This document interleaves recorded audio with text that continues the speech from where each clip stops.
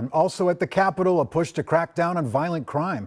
Hearings were held today in both the House and the Senate on a new bill that would give the Attorney General's office more money to hire more attorneys to prosecute violent criminals. Gordon Severson has the details. Yeah, the Minnesota Attorney General's office has more than 150 attorneys on staff, but most of them work on civil cases. The AG's office says only 3 of those attorneys work on violent crime. With this bill, they'd like to add 7 more to prosecute more violent criminals across the state.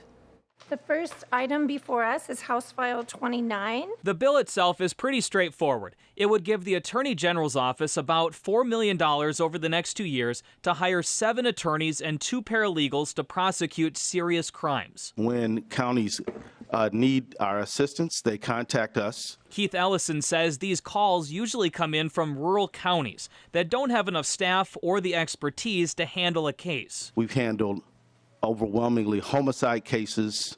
We've had some criminal sexual conduct cases. A handful of county attorneys and the Minnesota County Attorney Association support the bill, saying 24 of the state's county attorneys' offices have 2 or even just 1 attorney available to prosecute cases. This bill is firmly about public safety and getting the bad guy and using the state's largest law office to take care of that. The bill made it through its first committee in the House Tuesday morning. Then Tuesday afternoon, it was heard in the Senate. It is long overdue funding. Originally, the idea was for that funding to kick in next year, but a new amendment is asking for additional money so some of those attorneys can start working right away. The initial $269,000 will allow us to begin the hiring process for 2 of those 7 attorneys and 1 of the legal assistants in this year already. Some senators were leery of this late change to the bill. Some opponents were also critical, arguing the Attorney General's office could use its existing resources to move more of its attorneys into its criminal division.